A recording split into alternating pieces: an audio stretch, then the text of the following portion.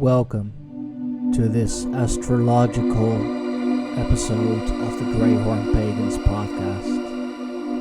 Grab your charts, look up at the stars, and let's get lost in outer space. Welcome everybody to the Greyhorn Pagans podcast.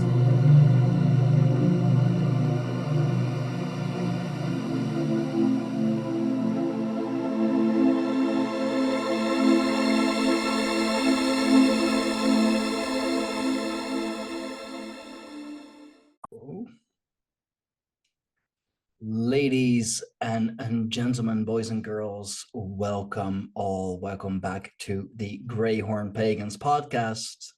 We are not live, actually, for a change. So if this one seems cleaner and more edited, that might be why. My guest for today, finally, after having to reschedule for several reasons, at least 3 times, is Miss Fiona Aedgar. Fiona, thank you very much for coming on still, even after all those reschedulings. Your thing is astrology. I've read on your website and your channels that well, I've seen most of your or a lot of your videos. Astrology is your thing. Yes, and it has been my thing for quite some time. It became an interest of mine when I was in my late teens. My older sister introduced it to me, and as I kind of bypassed and progressed past the daily horoscope thing, I realized that it was really, really accurate. And so I studied it and eventually became a professional astrologer and teacher of astrology, which I am today. Awesome. That's really cool. So yeah, like the basic newspaper astrologists, is that how you pronounce it? Well, astrologer would be the correct term. Okay, astrologer, excuse me. How much of like what you read on the back of the Sunday newspaper about, astrology, how much of it is true and how much of it is, in your opinion, being a professional, is just made up? It's kind of hit and miss. Now, the thing about those newspaper horoscopes is they tell you to read your sun sign, which was the sign in the sky that the sun was in when you were born. But it's actually more accurate if you check your rising sign. So the rising sign was on the eastern horizon when you were born, and it is actually more important than the sun sign. Now, it's still not going to be very accurate. It was kind of horoscope astrology was kind of created so that they could just stick it into a newspaper and be appealing to the masses. But it's done a lot of damage to real astrology, which has been practiced for thousands of years. And to get an accurate predictions, an astrologer needs to take a look at your whole chart. So it's not really that accurate. You can read it for fun. You might get something out of it, but I recommend learning to look at your own astrology transits. It's very empowering. It's a skill that you would use every day until you die. Okay, I had a feeling that most of it was just made up or half truths, maybe. But like rising sign, sunshine, moon, whatever, star sign, there are so many different kinds of signs, and according to different calendars, and I've seen something like that people are using like Pacific and then like another thing. How are we ever supposed to keep up with it? How are we ever supposed to learn if like you have so much. Like I'm getting lost in all of that. Yeah. Like I just said, I know I'm a Capricorn. Hmm. I know my son his sign, and I kind of know what the deal is with that. And my wife, of course, like her sign and what she tells me that is about. But other than that, like you can tell me anything, and I'll be like, if you say so. Well, the thing is that astrology back in ancient Greek times, it was only for initiates. So it was part of a mystery school.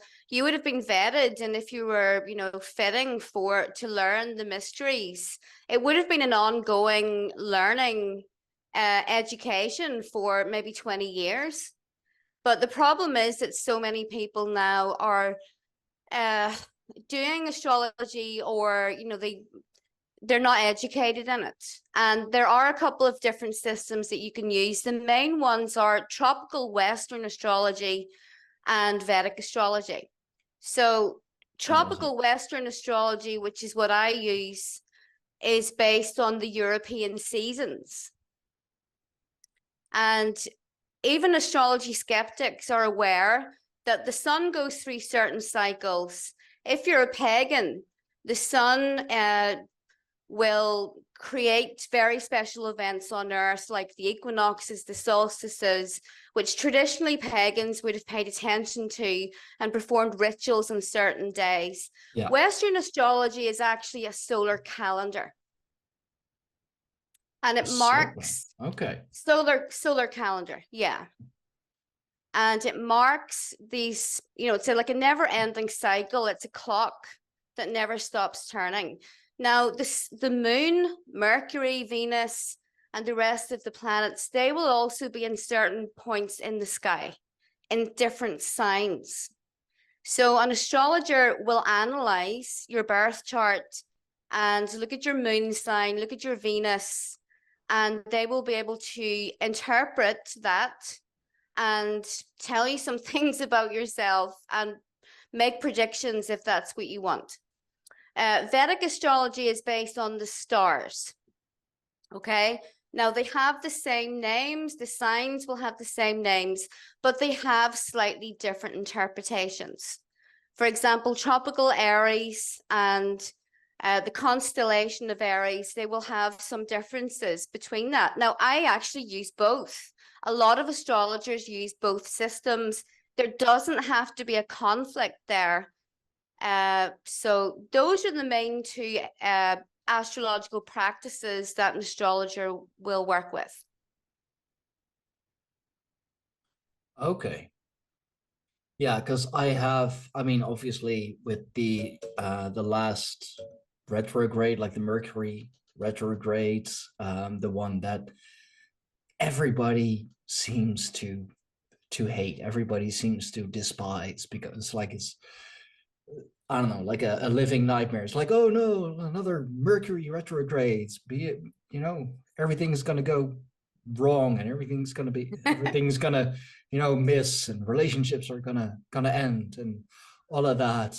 And but like, is it that terrible, or is that just something that we tell ourselves? And like, who actually came up with that? Why specifically Mercury?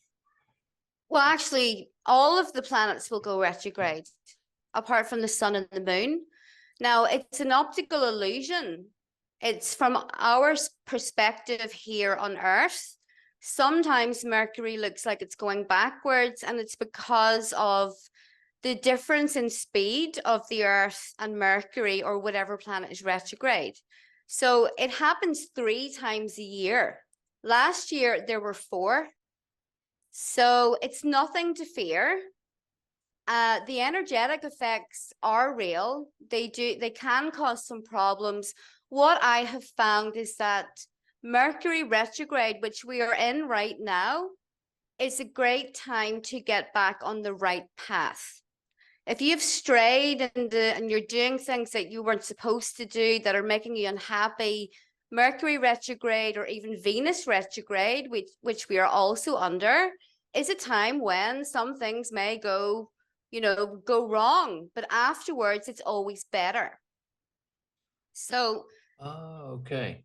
So it's like a chance for like a reset to, like reset your mind, think about what you actually want and the things that may end because of the retrograde in, in hindsight could be right because it opens the doors for new opportunities. Yeah.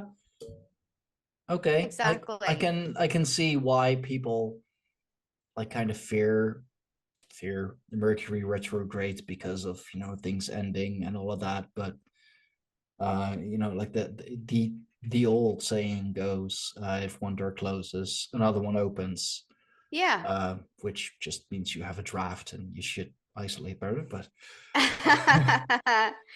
Exactly. Well, if you're Mercury retrograde is known to cause like tech issues, problems with your vehicle, but the problems were there before Mercury retrograde.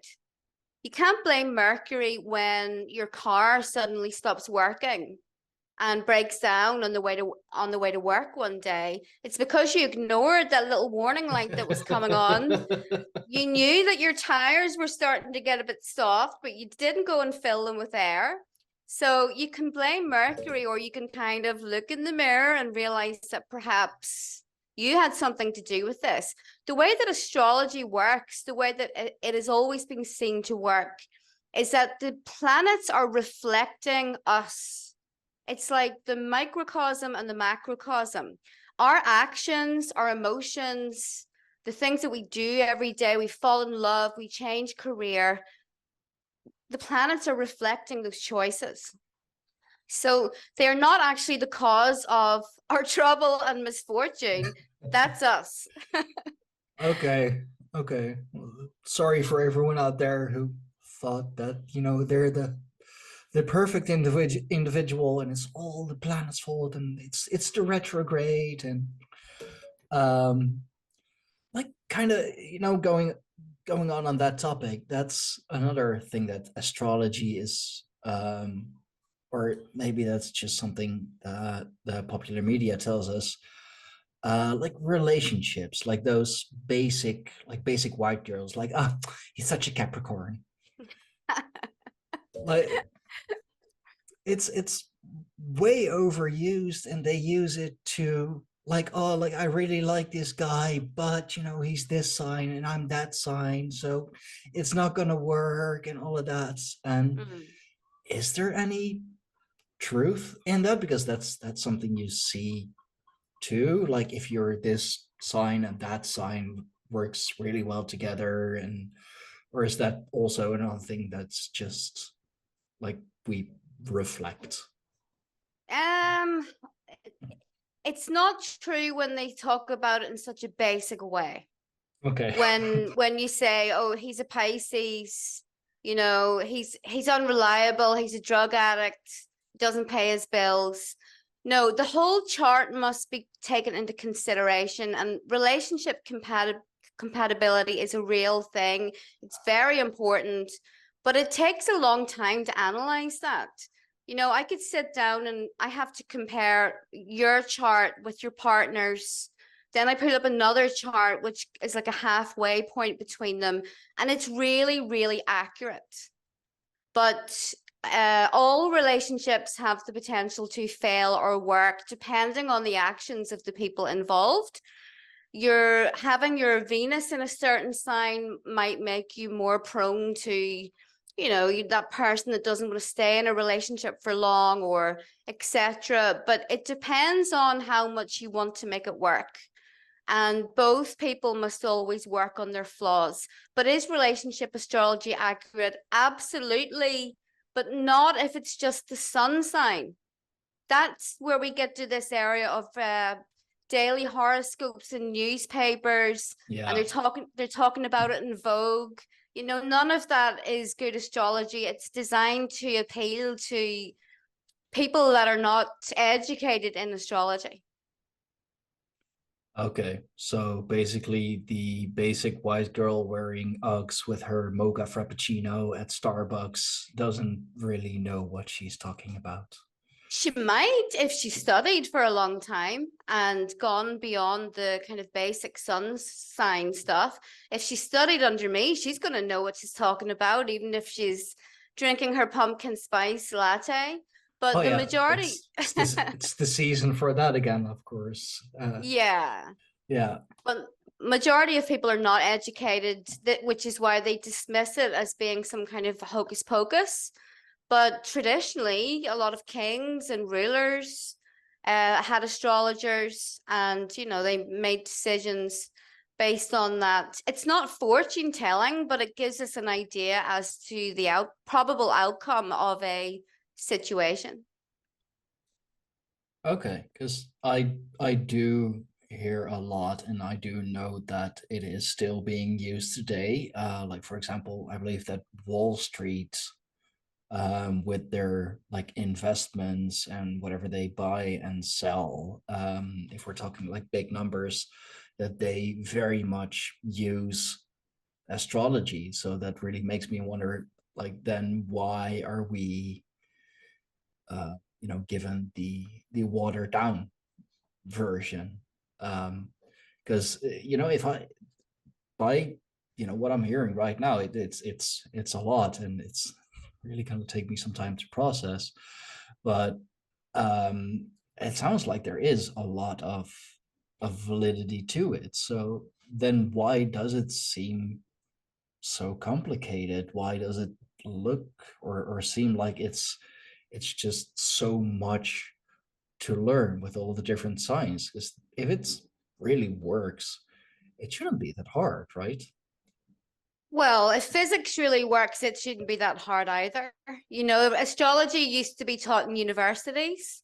And like I Really? said, oh yeah, up until the Catholic Church decided that it gave people too much power and it took away from, the Almighty God, the Which is all-knowing God. So it is a lot. Don't think that it's something you can learn in a few weeks. It was taught in universities in ancient Greece. It took decades to learn it. But the problem is that the people that run the world do not want the plebs to use the systems that they are using, including magic, the occult, and also astrology, which is a part of that. that's fascinating though, that it's really like taught at universities. I never knew that. And the ancient Greece, that really sounds like it's um kind of like an ancient secret society, or um wow, I never knew that. I see, this is why I wanted you on, because like I said, I really don't know about astrology. And but on the other hand, it doesn't surprise me that it's the Catholic Church of all who said, yeah, no, we're not doing that. Yeah. But Well, there is a lot to learn. Now, I quickly learned that the kind of pop astrology or even like popular astrology books that you can learn from are like total BS. They're candy coated. They're using the wrong planetary rulerships, which were messed with by the start of the New Age, like the Theosophical Society. I read books that are from the Greek times when astrology was, talked about, and also the medieval times. um I try and stay away from the whole modern side of astrology because a lot of it is wrong. It has been subjected to subversion by individuals that were kind of um you know put in the hen house to upset things and lead people away from the right path, which very similar to paganism. There are not very many authentic pagans nowadays. They've gone all woke, and it's kind of taken a totally different path than the way it was practiced before Christianity tried to destroy it. So I'm sure you can understand that both of those systems, in Europe have been really messed with. Really suppressed and a lot of knowledge destroyed, of course. But you do, like, just as with paganism, you do see a rise again in the use of astrology among average folk. Um, and like it is gaining popularity again, but is there, as with everything, like are there dangers attached to it? Because I know you are like absolutely legit. You've been doing it for, well, decades. Um, but I can imagine that's, as with with paganism, unfortunately, a lot of people will take it like it's not supposed to be taken. Like even like what you mentioned before we went live, that the whole cusp thing, being on the cusp, is not an actual thing. Nope, not an actual thing. It's never been a part of astrology until very recently. So you're not going to be, if your sun is at, for example, very late Gemini, and you think that you're born between the cusp of Gemini and Cancer, you're either going to be one or the other. Now, I know why a lot of people think they're on the cusp. For example, if someone is born with the sun in Cancer, because Mercury and Venus travel so close to the sun, it's really likely that you would have some planets in Gemini. So people that do not know their chart will think, oh, well, I must be on the cusp because I have some traits of Gemini and Cancer. But no, you're either going to be 29 degrees of one sign or 0 degrees of the next if you are born on the day that the sun changes signs. But most people that say they're on the cusp, they're not even born on that day. They're firmly in the sign before. So what you need to do is pull up a chart. Like there are a lot of free websites online that you can find out what your exact planetary placements are. The best one is astro.com. That easy, And okay. yeah, it's great. Like you can do anything you want on there, everything that a professional astrologer can do. Now, with interpretations, you do need to be careful about it because it's like the whole stereotyping of certain signs that we talked about earlier. Yeah. And that can be dangerous, in particular, like with relationships and things. You think, oh, this guy's a cheater, because he's got blah, blah, blah. And it's so wrong. And you have to be careful there. On the other hand, a lot of modern astrologers can decode heavily. Now, the ancient astrologers were very black and white, very honest. Mm-hmm. And if you had something that was really challenging in your birth chart, they would tell you. But they might also give you some advice on how you can work with that. But modern astrologers tend to only talk about the candy-coated light and love and, Yeah. rainbow, and Yeah. they're giving their clients really unrealistic expectations in life. Yeah, that really sounds a lot like the new age. It's all, love and light and rainbows and shadow. What shadow? Doesn't exist. We don't talk about that. Hmm.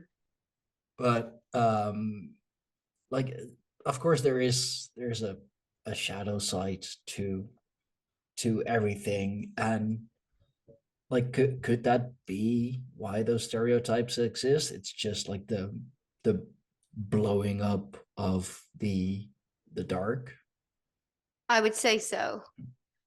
Yeah. And a lot of people nowadays, they've left Christianity, or maybe that wasn't a part of their belief in the first place. And the first thing that you're met with is the New Age. A lot of, New Age people, and that unfortunately, most astrologers alive today are New Age. and they don't want to talk about the dark stuff. Now, I'm known for being realistic, and I predicted, I don't know if you saw that, but I predicted on Mercury Retrograde there would be an issue with air travel, an airplane, and it could involve a famous figure such as a politician. I said that in my video on Mercury Retrograde. The next day, we had that whole thing with that Russian mercenary guy Yeah, and the from the so-called Wagner plane. group. Yeah. Yeah. So I'm not afraid to be wrong, and I'm not afraid to like predict dark stuff or bad stuff. We live in the age of darkness. It's the Kali Yuga. I'm not going to predict Pleiadians coming in their starship to come and save us, because it's not going to happen. So I try to Not? be Oh, well, damn. no, I'm sorry. I don't Oh, think so. you broke my spirit. Oh dear. Yeah, so I just try to say it how I see it. And some of it is good and some of it is bad, and a lot of it is neutral, but I don't believe in lying to people and giving them false hope. Yeah, I mean, the New Age does that plenty. So, Yeah. I hadn't seen your retrograde, your Mercury retrograde video, yet. Like I said, I've been working the whole weekend. I've been doing too much, which I'm known for. Like, if I take on something, then I do everything like all at once. Um, but how do you make those predictions and like so like to the detail? Like, it has to do with air travel, it has to do with this, and like, how do you see that from a planetary path, or in whatever house, shed, apartment, whatever he may Hmm. be? Like, how how do you see that? Because I'm that's the one thing that I always like kind of questioned. It's like, okay, but how do you see from the planetary alignments that this is so? Like, you said that it has its effects in the real world, but how do you read that? Because I'm just like, okay, it's a planetary alignment, Hmm. but Yeah. I also predicted the exact day that the Ukraine war started. I didn't know that it was going to be Ukraine, but I made a video, I think it was a month or two before it started, and I knew that a war would start on that day. Now, how? It's because of the excuse me, the stars and the signs have been observed for many thousands of years. And we know that, for example, if Mercury goes on to a certain star, this will happen because it's been observed over and over again. There's nothing new under the sun, basically. So I go by the ancient interpretations of the stars. And then sometimes my intuition comes into it a bit too. So the way that I was able to predict the plane crash was because that star is located in the tail of the lion. And I thought, well, what does a lion's tail do? It flicks flies out of the air. And then that made me think of an air incident. And that was intuition, because obviously ancient astrologers didn't know what airplanes were. So they would never have mentioned that. But I just went with it because I'm not afraid to be wrong, but I have confidence that astrology is right most of the time. wow, that's an interesting link. I love how you did that, because I that's amazing, really. That's cool. Thank you. And like, would that also be um like how the darker elites plan it? It's just that they make sure that that happens. I think they definitely use astrology, that's for sure. Yeah, because that whole pandemic thing going on, Mm. that fell under a Jupiter Saturn conjunction. It's called a great conjunction, and it's actually quite rare. and it influences the next 20 years after that conjunction. And really, Saturn was in Aquarius along with Jupiter, and it was obviously about the restriction of freedoms, the restriction of tribal identities. They're trying to strip that away from us. You can't say that you're, this or that. You have to just be broadly European and all of that nonsense. So I kind of knew that this was going to be a long-term thing over the next 20 years, this restriction and trying to make us all mixed up and all the same. But yeah, they definitely do use it, and they know what they're doing as over well. over 20 years, that's interesting because I have heard some decoders talk about what they call a phoenix event happening at around, or what they predict will be like 2040, 2045. So that would be like right after those 20 years, if we count back. And they're like, obviously they're trying to make it happen again. Apparently, it's back and we should all be afraid again. Mm. um but like, why would they try and use it again? Is it like the stars are aligned again? Because I remember, for example, with the whole monkeypox thing, like they tried that too, but and then I heard some people say, and saw some people online saying that, oh, it's just because the right stars weren't aligned and the right planets weren't aligned, and that's why it didn't work. um like, is that a I do imagine that working like that too, that if it's not rightly aligned, then like whatever you're gonna try is not gonna work, because we don't hear about that anymore. Yeah. Well, this age that we live in was predicted a very long time ago by the ancient Hindus. And it's in the Vedic text that this is, the Kali Yuga. And basically everything they said is what we're living through: restrictions, degeneracy, people turning away from their ancestral gods, and all kinds of stuff. So no matter what, and no matter which way that it's manifesting, and this disease and this restriction, this is a cycle that we have to go through. Every one of us, no matter how hard it is and tough, we have to kind of try and take it on the chin, because it's teaching us to be strong. And if you can see the Kali Yuga as being like a winter cycle that the earth has to go through, it's dark, there's no light. There's a lot of fear and anxiety, and it's said to be the age of discord and strife. We have to go through this. Eventually, we're going to get to a golden age. That is also been written in the mythology, and it's something that I deeply believe in my heart that we will. And some form of us, I believe in reincarnation. I think that we will also be alive in some other form to experience the golden age. So when you kind of put it like that, you kind of realize that we got to get on with it. And it's, But we just have no choice. so do we just serve the Kali Yuga, or like do we fight back at all? Is that any use, or is it just it's gonna happen anyway?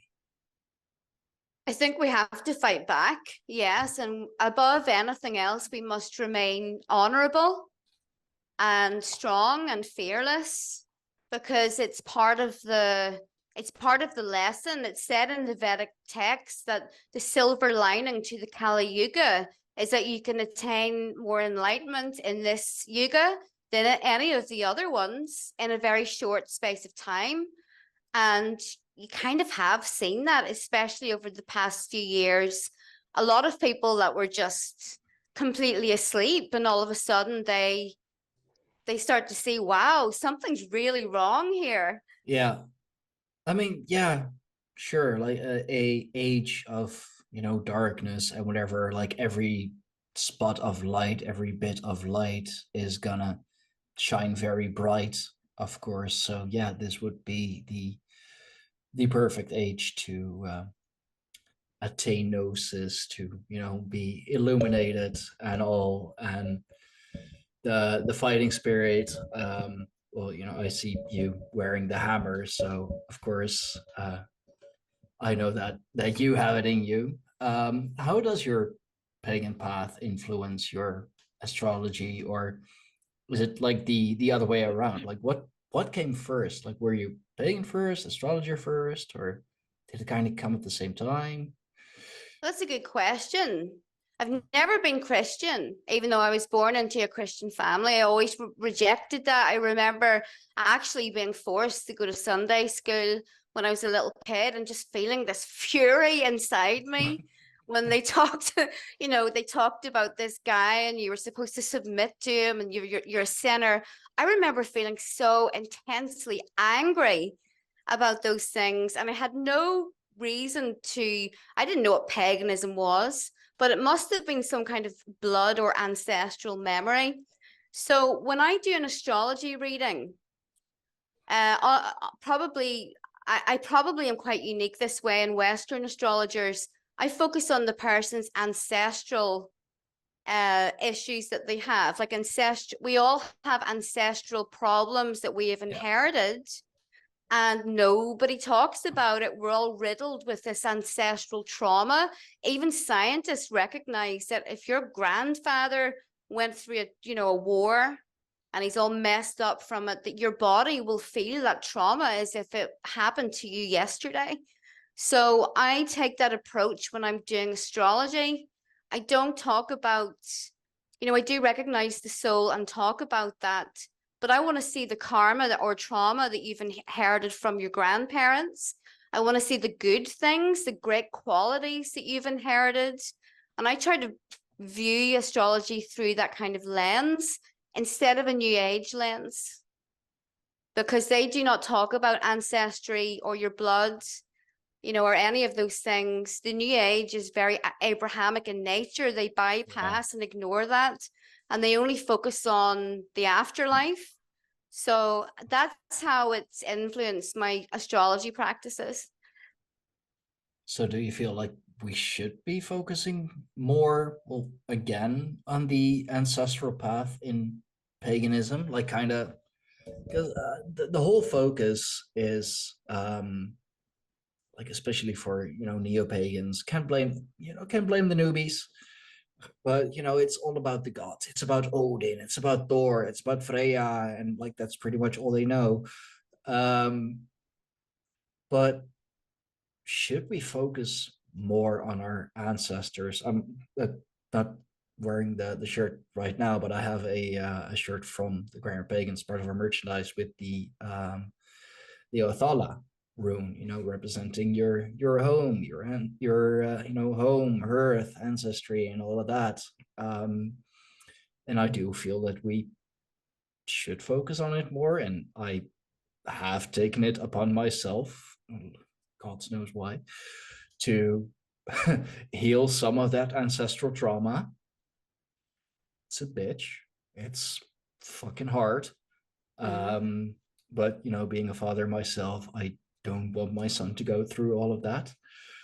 Um, but like, what are your thoughts on it? Should we focus more on our ancestors? Are the, as a lot of pagans also say, are the gods our ancestors? Just deified or attained godhood?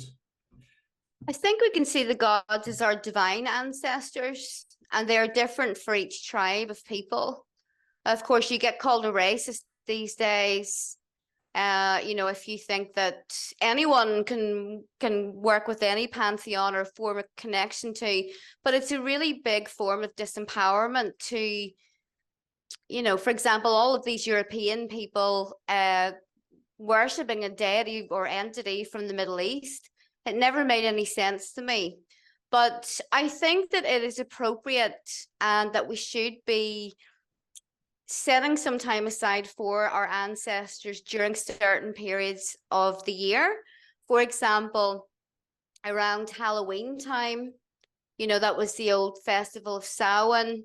Yeah. And in the Nordic practices, it happened around the same time where you would leave offerings for your ancestors. And astrologically, that's Scorpio season. Scorpio rules death. So it is appropriate astrologically. But I just thought, oh, because I know that I have a lot of that trauma and repeating problems through my family. Like there was a history of failed businesses in my family. This odd thing always happened and they lost it or they got swindled. Obviously, I have my own business, so I didn't want that to happen. But other bigger, more important problems than money as well.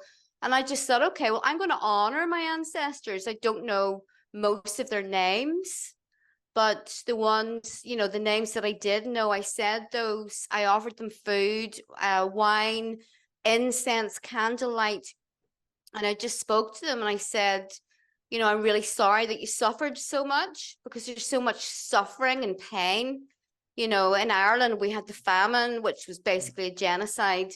Yeah. And, each group of people will have that ancestral trauma and it's following us around. So I asked Odin to be there because Odin is the god of the dead. And, we've lost a lot of our rituals because of Christianity. But I just intuitively went along with, what I felt. And I just said, I'm sorry that you suffered so much. I'm sorry that maybe there are some fragments of your souls left here because of the trauma. And I asked Odin to help move them on and, did that and kind of wrapped it up. That night I had a dream about a wee old Scottish lady. Most of my ancestry is Scottish. And she kind of appeared to me and she just said, we just want to say thank you, and then walked away. So I took that as a good sign that I had, done the right thing. Do you want to talk about the practices that you've done? Because I think it's so important. Um, yeah, I mean, I don't like actively practice a lot. I'm more of the gaining gnosis type. I want to like at least know as much as possible so that I and learn as much as possible so that I like can understand better. Although with my wife, she does drag me along in the practices, but I know that in my family, um divorce is a big thing. Health, mental health, physical health, heart problems, especially on my father's side, is a big issue. So I just um like I simply try to counteract that by, I mean, mental health being the biggest challenge, of course, and I can be incredibly stubborn and um have a tendency to push people away when I'm a little bit of a dark spell. Um, Luckily, my wife is almost as stubborn as I am because she's simply like, yeah, no, you're not pushing me away. I'm here to stay because I'm helping you. And you may not, want to acknowledge that now, but you're going to later. Uh, and she ends up being right. um, but I try to stay physically fit. I try to eat well and try to take care of my my mental health by seeing a therapist, and try to open up about my problems, because that was a big thing for me in the past as well. It's really from both my parents' side, really bottling up a lot of problems, like very much internalizing it and just push it down, and caused me a lot of trouble in the past. I had to do high school like at 3 different schools because I just kind of open up about my issues, and then as soon as someone else became an issue for me, he got a beating. Uh, they don't like that very much in school, beating up a classmate. Weird. Um, um, Divorce is a big thing, unfortunately, too. Funny enough, my father, of all people, is actually still married to my mother. That sounds very logical, but it really isn't. If you look at my family, I have, geez, three uncles, two aunts, all of them divorced. One, well, through natural causes, so to speak. Her husband passed away. Unfortunately, she did find a new guy, so they're happily married now. So I'll give her a break. And well, in that area, that's something that I'm currently fighting, because I mean, I've never been married, but I am in a custody battle with my ex. I have two kids. I got a picture here on my desk. I won't show it because I did promise my ex that at least the kids would stay anonymous. It's the internet, you never know. So I felt for the longest time that I kind of failed in that I didn't manage to stay with their mother. But on the other hand, staying in a very toxic relationship where you are being separated from everyone, including your family, just for the kids, just so you can be there with the kids and for the kids, that's not healthy either. So that was a hard thing to do. That was a hard decision I had to make, and I have made a couple mistakes, some bigger than others, since then. But I have eventually learned from it, and I am now back into contact with my kids. I am seeing my kids again, and not just video call. Like, I'm actually seeing them. I'm actually able to spend time with them. We went to the zoo the other week, together with my parents and my sister. So the whole fam, basically. Oh yeah, and I have Oh, kitty. I have a Timmy. Uh, Oh. he is my familiar. Mm-hmm. He was actually a big blessing as well, and a big help.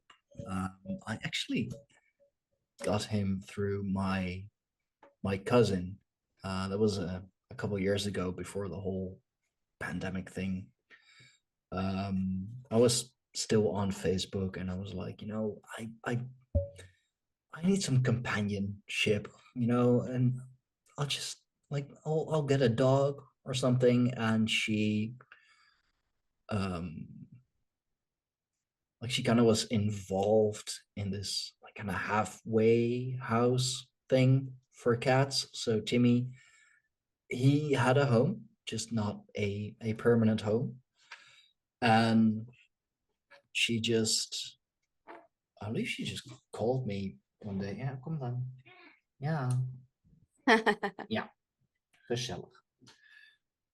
I believe she just, like, either texted me over Facebook or called me one day and was like, "Hey, I saw you're looking for an animal, so you're looking for a pet. Like, I know this cat, and he is you in cat form." Um, Turns out that's true. He, which also brought on many different other lessons, because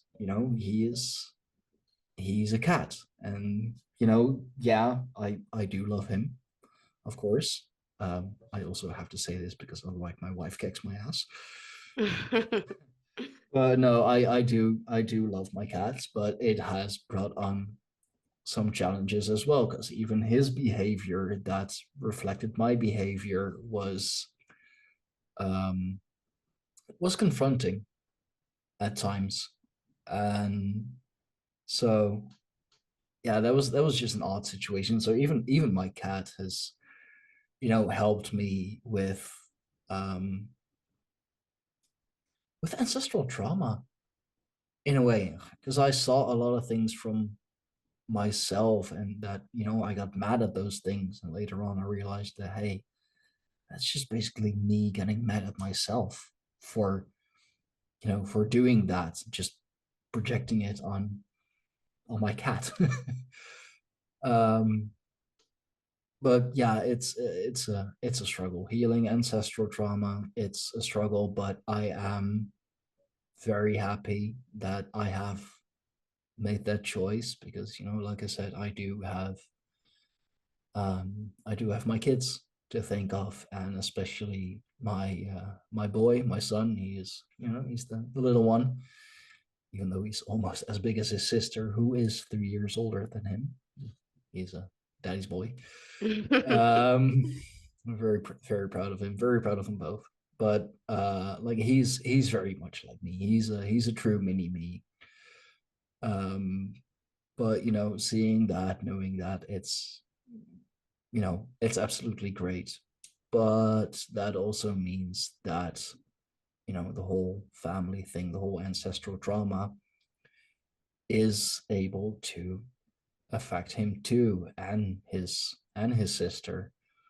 Um, so that's it. I made the decision when I became a father that, okay, I gotta heal this. I gotta clear this up. I've been seeing it from very close within my family. I've been seeing it in my grandparents, and I was like, okay, this is enough is enough. It's gotta end. And I'm making progress, but it's hard work. Hmm. It's hard work, but it's funny how you see it come back in just so many things. Your kids, your cats, the people you are with, that you choose to be with. Because my wife has also taught me some very very important lessons. I was very insecure when I came into the relationship with her. Coming from a toxic relationship, that it'll do you in. Um, so I was constantly waiting for the other shoe to drop. I was constantly waiting for, okay, when's it gonna go wrong? When are we gonna Hmm. fight? When is this gonna happen? When's that gonna happen? And then, you know, panicked when it didn't, because I was like, it's not happening. Why is it not happening? What's going on?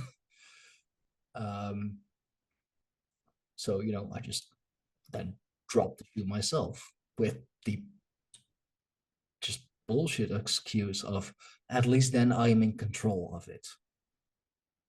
Yeah. Yeah, no, that's not how that works.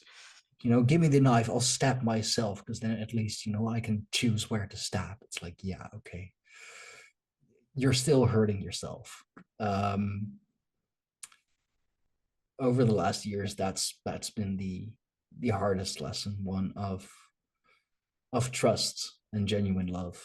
um but she has made me a lot stronger for it, and vice versa. Like, I have showed her things, I have taught her things that she didn't know, and she will admit to that. So yeah, even though I'm only 31, I'm doing a hell of a lot, mentally, spiritually, physically. So yeah, no wonder I'm tired all the time. Well, it's so worthwhile to do this kind of work. Now, something that I would add that almost nobody talks about actually, but when you are a polytheist or a pagan and you start to do actual ritual with the gods, so it starts this kind of alchemy.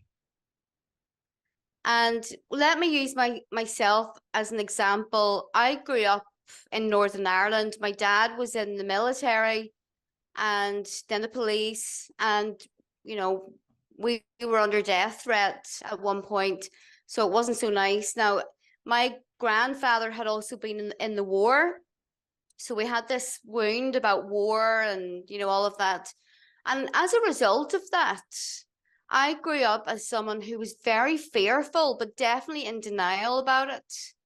And I would remember looking back, I hated to be alone in the house.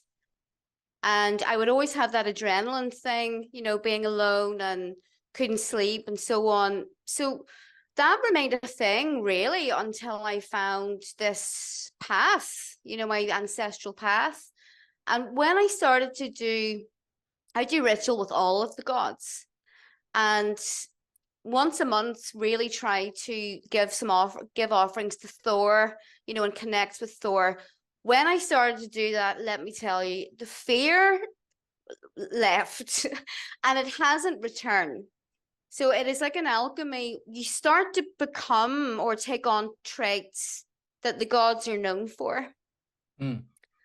And it was the most helpful. I went to therapy, did everything, all of that. And it did, of course, it helped a lot to talk, but it didn't get right to the root of the spiritual problem. And my life changed in every way. So I would really encourage you to take some time each month to give offerings to the gods. Yeah, yeah, I should like actual physical offerings. I do it a little differently. I do everything differently because my um people who you know are frequent listeners of the podcast, they know this, but I am like my form of meditation is jujitsu. um that's where I can clear my mind, trying to rip people's limbs off and choke them out. And um when they try to do the same with me, sounds very meditative, sounds very peaceful, but that's when I can clear my head. It's when I can focus on one thing. It's when I am like kind of forced to be in the moment, because otherwise, I'm gonna get hurt. Not even might get hurt. I'm going to get hurt. It's jujitsu.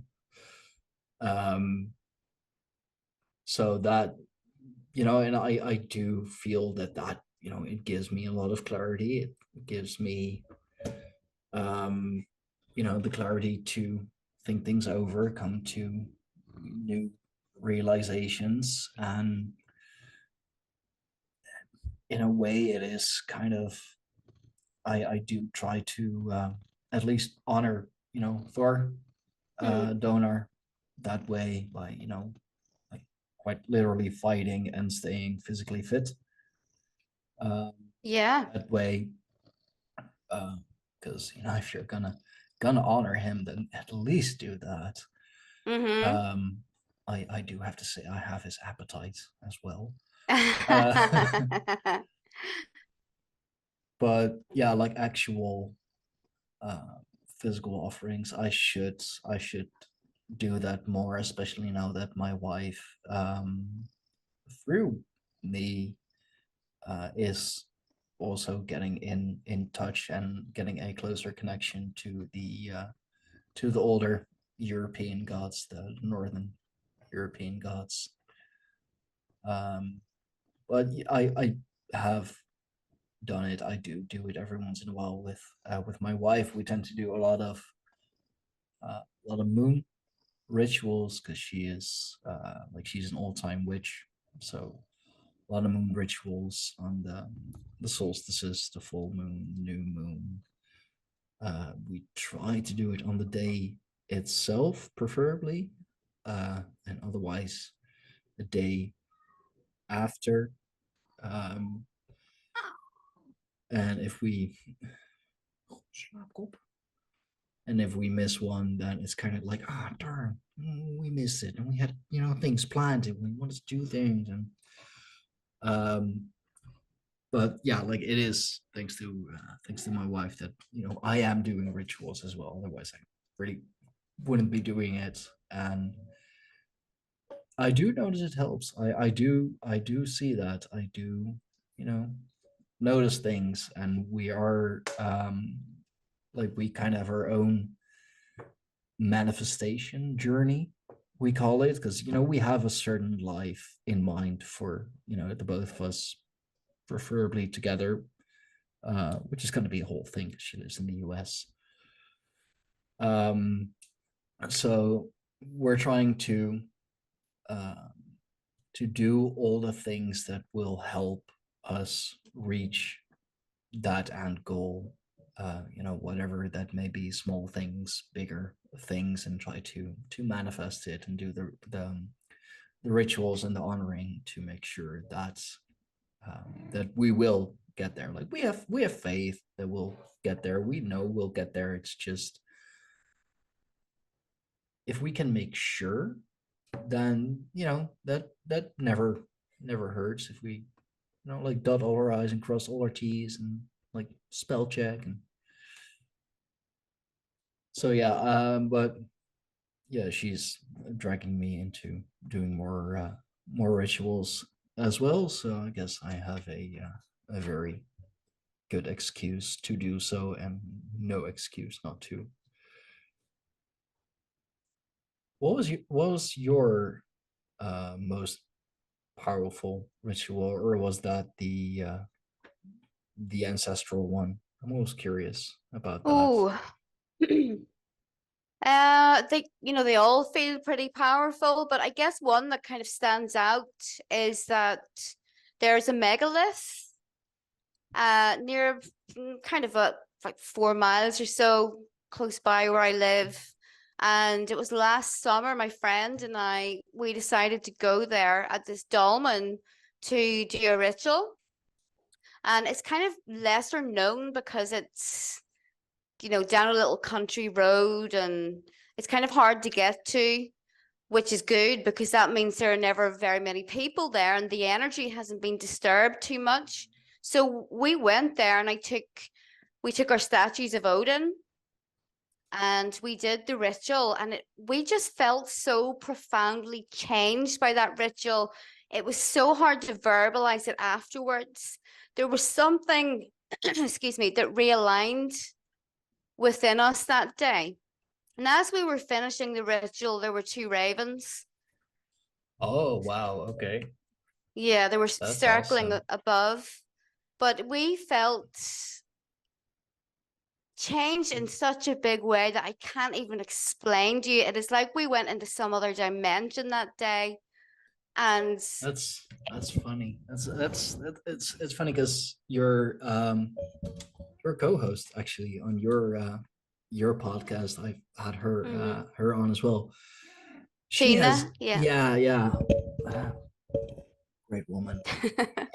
She has a very similar story. It's just like down some country road where she lives, and also with a dolmen and all of that. And chance will have it that I'm actually going to I'll be going to the UK for the Mysterious Earth conference in Oh, nice. actually just a few days. I was invited by a fellow podcaster and now good friend of mine, General Lee from Subconscious Realms. Um, so yeah, I'll actually be seeing the megaliths and all. So guess I should be doing a ritual. Yeah. Seems to help a lot of people. So you know, Yeah, do it. Yeah. It was always part of paganism, doing the yeah, rituals, and that was the part that the church was so against. And if you got caught doing anything like that, you'd be burned at the stake or imprisoned. And it must be so important if they tried to stop us from doing it so hard. They try to eradicate that. And it's only really starting to come back to us now where we have the freedom, in countries like where we live, we have the freedom to do this. So we owe Yeah. it to the many generations of ancestors that didn't know about it and weren't allowed to do it. So we owe it to them. It's the best revenge is to bring that back into your family line. Yeah. Yeah. No, and I mean we do have dolmens here in the Netherlands as well. They're quite the province is quite famous for it, actually, and I still want to visit those. Like I still want to visit all those ancestral places. It's just a matter of stop making excuses and actually going, um, which is so much easier said than done. But yeah, I do wonder what it is about those stones. I mean, what we're told is that it's just ancient burial sites, and I mean they might be, but like if I go to the local cemetery here, there is not that powerful of an energy hanging around there, and like even in like the witch's hours or the devil's hours, it's really not. So I do wonder, but I hope to learn more about that at the Mysterious Earth conference, which I'm very much looking forward to, because it was looking for quite a while that I wouldn't actually be able to go because of financial reasons, but I found a way, luckily. Um, so yeah, that's definitely gonna be a good time. That's yeah. Yeah, the megaliths, what I've felt from them is that they have a lot of ley lines running through them. Yeah. Almost like it's their arteries or veins that feed into the rest of the land around them. And I took a kind of shamanic journey once and was shown this, that they've purposely tried to just call them tombs. Or over here, they will honestly, they will try to connect them with Christianity and St. Patrick by renaming them. So it destroys the energy. Yeah. And one of the things that I was shown as to why people are so weak and messed up is that these ley lines are being purposely distorted and misaligned because some of them probably were tombs, but not all of them. And to just dismiss them as tombs, I think, uh, is completely wrong. But is that just ignorance? Is that looking too much into the material, as science nowadays has a tendency to do? Or is that just like genuinely um, covering up, or perhaps a mix of both? I think probably both. I think the higher up people know what the significance of these locations, but the worker bees, the ones like in the council or the government or whatever, they probably have no idea. So it's just part of the age of darkness, I think. Yeah, but I mean, I do see the illumination happening worldwide. Like there is just so much that can be hidden anymore, and astrology really is becoming one of those things. I do see it used or being used more and more, and I want to understand it. I'm trying to understand it, because it's so significant. You give, like, do you just give trainings, or do you actually teach Oh, I astrology? teach. Yeah, I'm a teacher of astrology. So I've actually trained a lot of like some professional astrologers. Uh, some people may know Olivia Solner. She was my student. She took my intermediate and my advanced courses. There are other people out there. The links are on my website, but Yeah, I train professional astrologers. That's really cool, and that's not something you hear every day. Like how does one become a professional astrologer? Is it as simply as just, taking a course from your website, being a student under you, or do you have to do? Um, well, you don't have to become my student, but you have to make sure that you do it properly and read what the ancients had to say about astrology. They also wrote books. But yeah, I can train you. It's a university style course, and it's just over Skype. There are homeworks, tests, everything that you would expect, and a certificate at the end. But I have two different courses and an advanced course, which is what you need to become a professional. But if someone is really interested and passionate about astrology and they want to know more, it's a good place for them. But you can be interested in astrology without becoming a professional astrologer yourself. Yeah, of course, of course. But like, isn't it really hard to find those old books, to find those old texts, or is it, like the age of the internet and everything is on there? It's not that difficult. I mean, you have to look beyond Google. Look at some famous astrologers from the Greek period. For example, Ptolemy. He did so many massive things connected to astrology. He also wrote a lot about the fixed stars and their interpretations. It's not hard, it's just not popular. People want to watch YouTube and, these nice fun things. And Yeah, a lot of people don't necessarily have the time to dedicate to this or the inclination. But for those that do, and you think about becoming a professional astrologer yourself, you can learn all of those skills from me. I'll teach you, but you yeah. don't have to. You don't have to learn from No, me. no, of course, but no, like that's the thing with so many things nowadays. They'll watch like one 15-minute YouTube video, or if they really dedicate themselves, they'll watch like an hour and a half of a documentary on YouTube, and it's like, I know everything, I can teach all of you, but like, you've been at it for 20 years now. More now. I'm 42 now, and my sister introduced me to this when I was very young, like 14.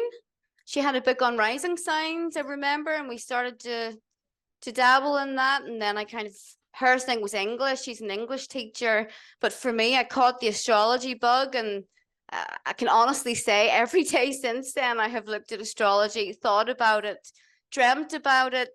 It's my one of my biggest passions in life.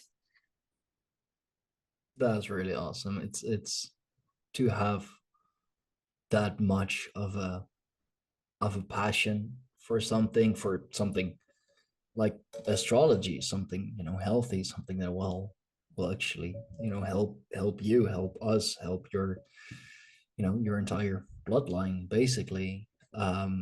That's really, really cool.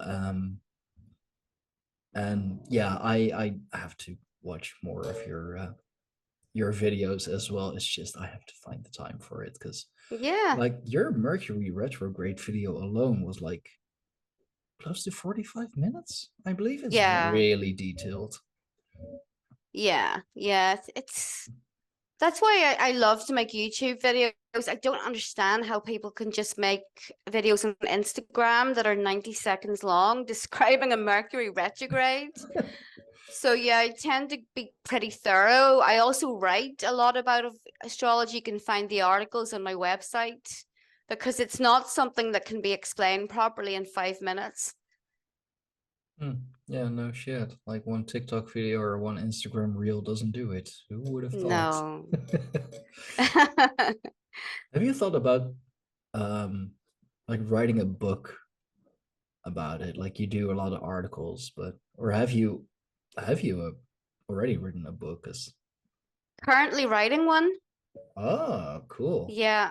So I'm writing it about ancestral astrology because in Western astrology, there's almost nothing. Vedic astrologers will go into that quite a lot because their system has been unbroken for thousands of years. Hmm. But Western astrology was messed with by the church, by Islam, funnily enough, and the New Age, which was just as damaging as Christianity. Yeah. So I'm writing a book about ancestral astrology. I don't know when it's going to be out because, like you, I'm exceptionally busy all the time. But yeah, I'll announce on Telegram, if when it comes out. Awesome. I do follow you on Telegram already, so I will keep an eye out definitely because that's gonna be one hell of an interesting book. And to write about something like that, whew, that's gonna be your magnum opus. I hope. Yeah. But is there anything else that you want to plug? Anything else that that the people should be checking out? Is there like, do you have a book list? You keep talking about the ancient books and all. What books would you recommend? The main one is the Tetrabiblos by Ptolemy. And you can buy that on Amazon easily. And there's another really great one. I have it here.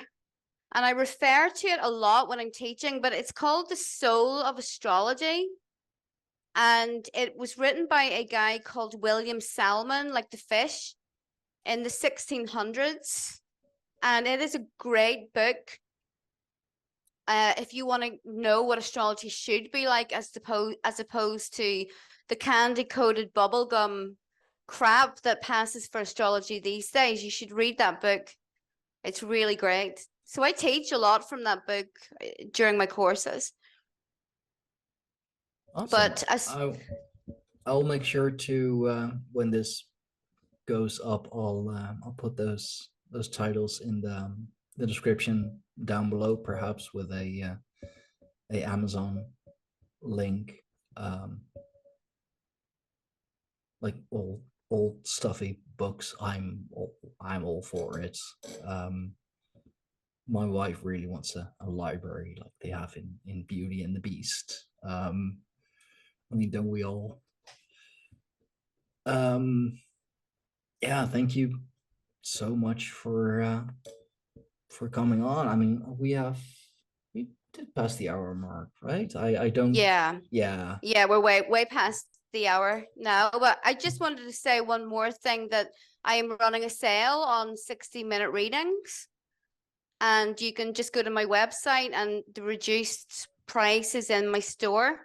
And you can follow me on Telegram to get free daily astrology voice clips. I do those almost every day, including weekend updates. So if you want to learn more, you can feel free to follow me on Telegram.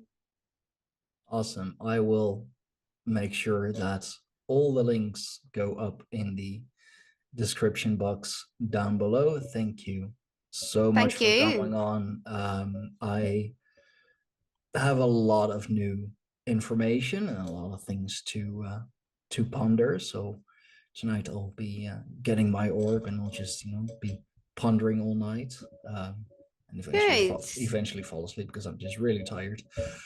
Um, but yeah, this has been amazing, and I am definitely gonna forward people who want to know about astrology to your website because I like, I'm such a noob. I don't even know half, but well, I mean, you're a professional, so yeah. Your website is like just your name Yeah, dot Fiona, com. FionaAedgar.com. Awesome. Thank you so much. Thank you so much. It was really nice to speak with you. It was a lot of fun. Yeah, for sure. Finally, after uh many things happening, technical difficulties last time, Hmm. which we blamed on the retrograde because, as you said in the Yes. beginning, technical difficulties is a thing that happens. So Um, yeah, so this has been another awesome episode of the Greyhorn Pagans podcasts with my amazing guest, Fiona Aedgar. If you want to learn more about the Greyhorn Pagans, you can visit our website, www.greyhornpagans.com. You will find everything there from our Telegram group, Twitter, Substack. Many of us have our own Substack articles. I have written my own book. It's semi-fictional. I haven't published it yet. I'm gonna wait till Mabon to publish it. And yeah, if you're watching this on YouTube, and I think I'll be putting this up on YouTube. Don't forget to like, share, subscribe, comments, ring the bell, and like on all the other platforms that it goes on. Do the same. Do the same for Fiona. She is on YouTube as well. Link down in the description below, or even just the title, because you can tag in the title as well. So just click on that and do the same for her and her videos. Be nice. So if you're listening to this on the audio platforms, share it around with everyone you may think is interested, or even those who are not interested. Share it with your siblings, your parents, your nan, your cats, and who is now asleep on my desk. Give us that sweet 5-star rating, because we do live in the age of algorithms, so ratings do help. I think that is all the plugging for the Greyhorn Pagans by now. It's a whole thing. So Fiona, thank you again, and yeah, I will be seeing you all on the next episode. Have a good one.